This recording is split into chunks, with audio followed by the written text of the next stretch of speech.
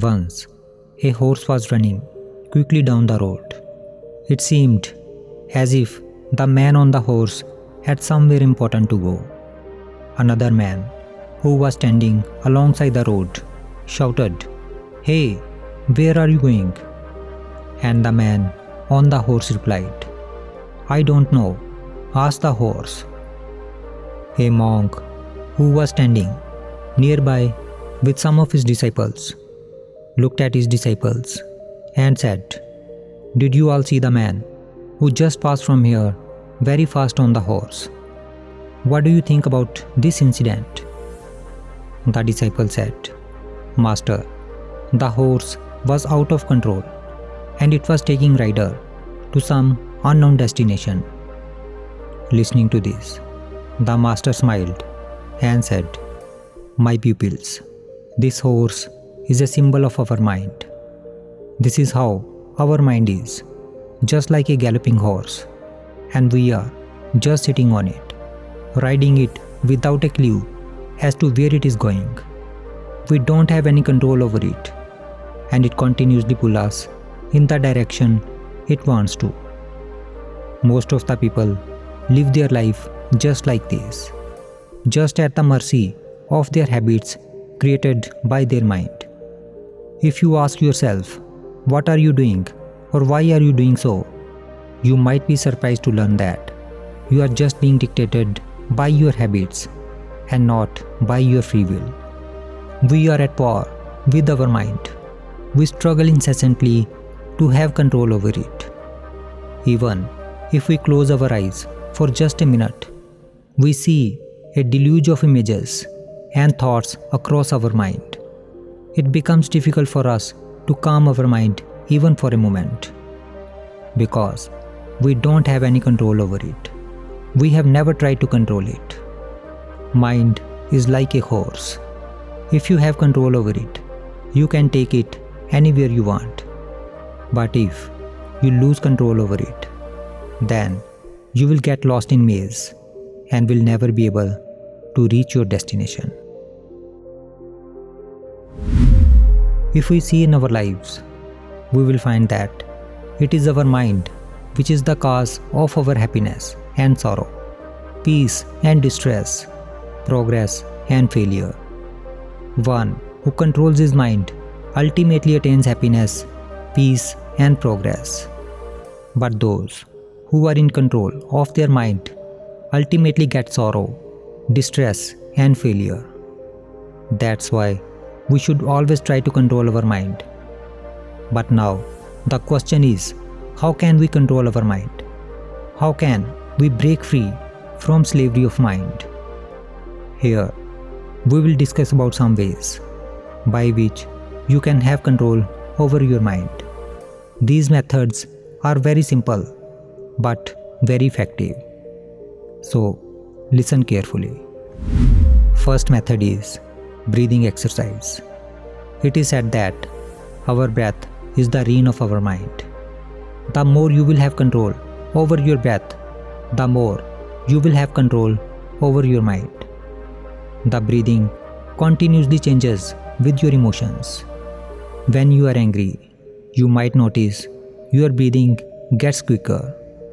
Similarly, when you are afraid or you have lust in your mind, you can find certain breathing pattern in your breathing.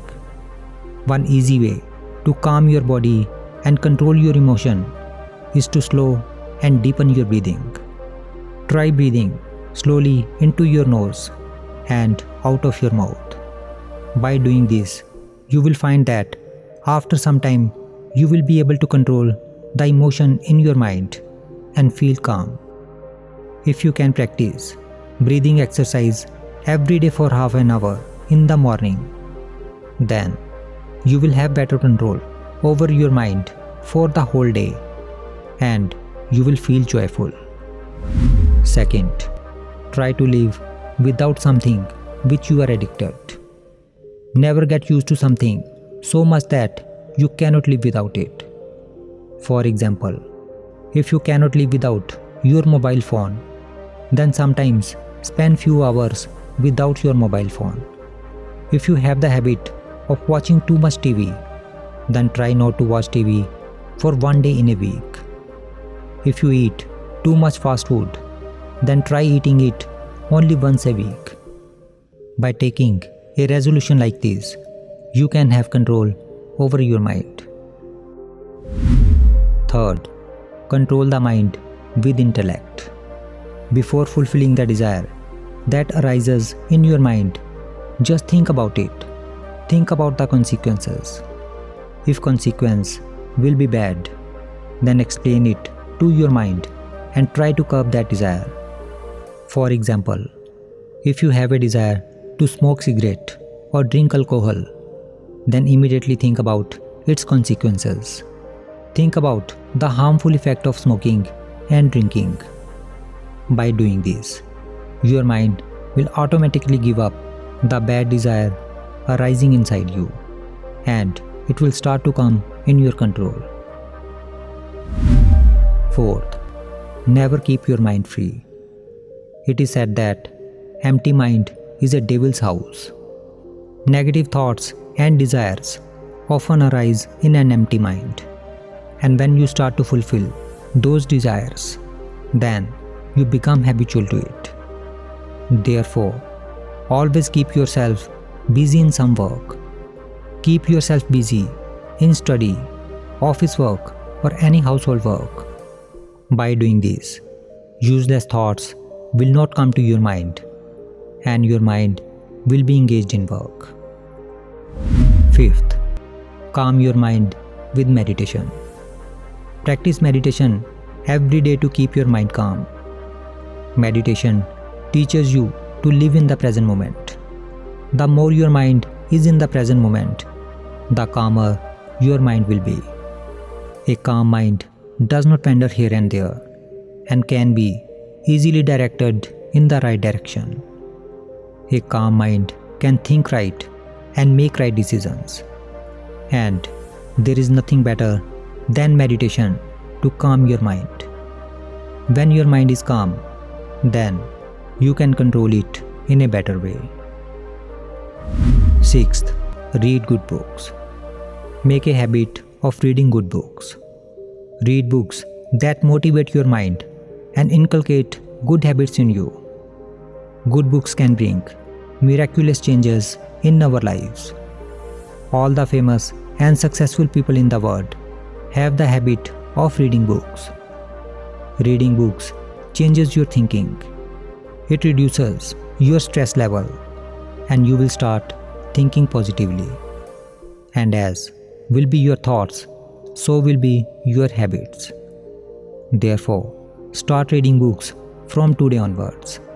This will change your thinking and increase your control over your mind.